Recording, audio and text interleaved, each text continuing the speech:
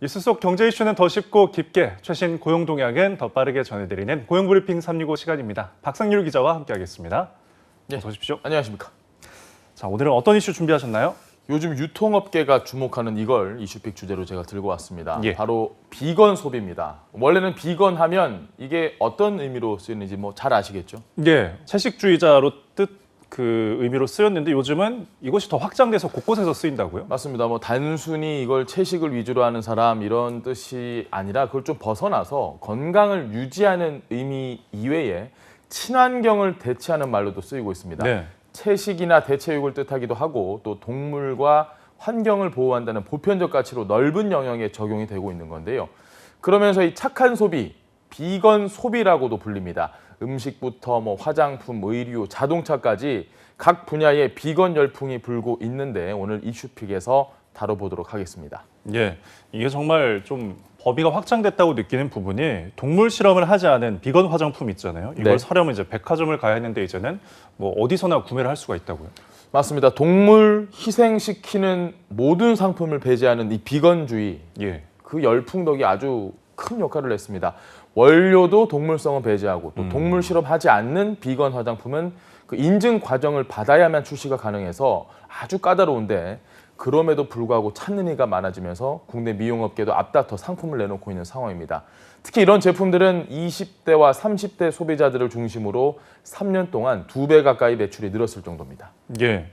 사실 식단보다는 그래도 이 까다로운 어떤 비건 생활을 적용하기 쉬운 게 화장품이어서 그런지 많은 이들이 동참하는 것 같습니다. 그래서 그런지 패션도 좀 주목받는 것 같아요. 네, 그렇습니다. 특히 패션업계에서는 그동안 동물성 원료를 채취하는 과정에 윤리적인 문제가 있다라는 자성의 목소리가 계속되었습니다. 네. 질 좋은 가죽을 얻기 위해서 살아있는 동물의 털과 가죽이 필요했으니까 어떻게 만들었을지는 아마 다 추측 가능하실 겁니다. 이런 패션계에서도 동물 친화적인 소비를 지향하자는 움직임이 확대되고 있습니다. 요즘 핫한 스타일일수록 진짜 가죽, 진짜 모피 이런 거 대신 비건 레더라고 해서 레더는 가죽을 뜻하죠. 선인장, 파인애플, 버섯 이렇게 식물로 만든 비건 가죽으로 옷이나 신발, 가방을 만들고 있습니다. 네, 그렇습니다. 명품 가방 업계에서도 이런 친환경 소재 가방을 많이 내놓는 걸 보면은 확실히 좀 분위기가 달라졌다는 게 느껴져요. 네, 그렇습니다. 럭셔리 브랜드들이 이 모피 제품 출시 중단을 선언한 지는 이미 몇 년이 됐고요. 예. 자, 이제는 가죽에서도 이런 반성이 이루어지고 있습니다. 친환경 소재 다양화에 힘을 쓰고 있는 건데 버섯 균사체로 만든 가방까지 내놨고요. 그리고 동물 가죽을 만약에 좀 사용을 한다고 하더라도 생명윤리 지침을 최대한 지켜서 네. 자, 이미 부산물로 남겨진 그런 가죽을 재활용하거나 하는 일이 이루어지고 있습니다. 이런 비건 레더 움직임에 명품 자동차 빠지면 섭섭할 것 같죠? 예, 사실 리얼 가죽, 찐 가죽 소재가 원래 자동차 시트에 많이 쓰였잖아요. 네, 근데 맞습니다. 곳곳에서 이 변화의 조짐이 보이고 있다고요? 저희가 예전에 몇 년 전까지만 해도 야 이거 레자냐, 예. 가죽이냐, 그런 태워보고요. 예. 예, 그런 걸 좀 했잖아요. 이 패션 업계만큼 자동차 업계에도 이제 가죽은 아주 중요한 소재입니다. 특히 비싼 자동차일수록 가죽이 아주 화려하고 품질이 좋은 그런 것들이 많은데 벤츠나 페라리, 도요타 이런 내노라는 자동차 업계도 이미 대한 가죽을 적용을 하고 있습니다. 현대 자동차 역시 전기차 내부에 가죽 대신에 사탕수수나 바이오 소재 등을 활용한 친환경 소재를 적용을 하고 있습니다. 이미 이런 트렌드가 이제 세계적인 추세로 자리를 잡고 있는 모습입니다. 네. 이렇게 음식에서 시작된 비건 소비 열풍이 다른 업계로까지 뻗어나가고 있습니다. 식품 업계에서 비건의 영향력 점점 커지고 있죠. 네, 단순히 비건을 내가 실천을 하는 것, 그걸 좀 뛰어넘어서 인증을 받은 식품 수 매년 늘고 있습니다. 비건 식품 같은 경우는 동물 실험을 하지 않고 또 동물성 원료와 동물 유래 제품을 사용하지 않는 식품을 말합니다.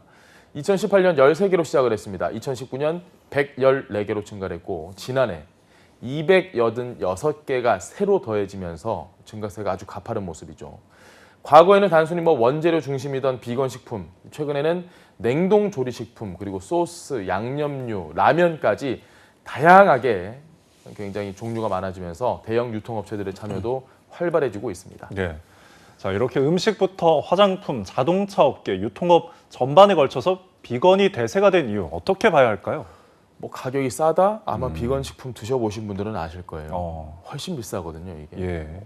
대체육이라고 해서 뭐 혹은 진짜 가죽이 아니라고 해서 저렴한 거 절대 아닙니다. 네. 사보신 분들 아마 아실 겁니다. 오히려 대체 소재의 친환경 소재 비율이 더 늘어나서 가격은 훨씬 더 뛸 수밖에 없죠. 그럼에도 비건 소비가 이 대세가 된 이유, 바로 소비의 주축인 MZ세대의 가치관, 미닝아웃에서 찾을 수 있습니다. 신념을 뜻하는 이 미닝, 그리고 벽장 속에서 나오다라는 뜻의 커밍아웃이 더해진 말, 미닝아웃. 소비를 통해서 자신의 신념을 적극적으로 표출하는 걸 말합니다. 육류용 동물을 사육을 하는데 어마어마한 온실가스가 배출되고 동물 착취까지 줄일 수 있는 친환경 소비로 나의 신념은 이렇습니다라는 네. 걸 표현을 하는 겁니다. 네, 실제로 조사에서 봐도 MZ세대의 가치 소비 습관이 뚜렷하죠? 네, 그렇습니다. 한 조사를 좀 보니까요. MZ세대 900명 가운데 95%가 환경을 위해서 식습관을 변경한다고 밝혔습니다. 또 한 조사를 보니까 이 조사 대상의 27%는 간헐적 채식을 실천하고 있다고 하네요. 예. 자, 이렇다 보니까 유통업계에서는 당연히 비건 소비 열풍에 올라탈 수밖에 없고요. 비건 소비 열풍 자체를 MZ세대가 이끌어간다? 충분히 가능한 말입니다. 예. 자, 이어서 한 컷 이슈 어떤 소식 준비하셨나요? 반려동물 입양 고민하시는 분들, 네. 코로나19 이후에 부쩍 많아졌을 텐데요. 그런 분들을 위해서 유기동물 입양 시에 도움을 받을 수 있는 소식 제가 준비를 했습니다. 예. 유기동물 입양을 독려하기 위해서 정부와 지자체가 이 유기동물을 입양한 사람에게 비용 일부를 지원을 하고 나선 겁니다. 올해 혜택이 늘면서 최대 30만 원을 지원해 주는 것도 있다고 하네요. 네. 사실 좋은 가족을 만나고 또 정부 지원까지 받으면 일석이조일 것 같은데 어떻게 해야 하나요? 네, 유기동물 입양비 지원은 예. 지자체가 지정한 동물보호센터에 유기동물을 입양하는 사람에게 입양비 일부를 지원하는 사업이라고 제가 말씀을 드렸습니다. 네. 점차 지원을 확대하고 있고 지역도 늘고 있고요. 대전시 같은 경우로 보면 동물보호센터에서 동물을 입양한 사람에게 예방접종비, 미용비, 중성화 수술비 이 모든 것들에 대해서 최대한 25만 원까지 지원을 하고요. 사료와 간식까지 한 5만 원 상당의 선물까지 증정을 한다고 하네요. 자, 우리 지역은 그럼 어떻게 해? 우리는 조금 너무 지방인데라고 생각하는 분들 있으실 텐데 유기동물 입양하면 대부분 지역에서 10만 원, 많게는 30만 원까지 지원을 받을 수 있으니까 동물 입양에 관심이 있는 분들은 지역 반려동물 돌봄센터나 혹은 입양 보호센터로 문의를 해보시면 됩니다. 네, 가치와 신념을 소비하는 흐름을 타고 비건 소비 확장 과연 어디까지 적용될 수가 있을지 궁금해집니다. 오늘도 박상률 기자와 함께했습니다. 고맙습니다. 예, 고맙습니다.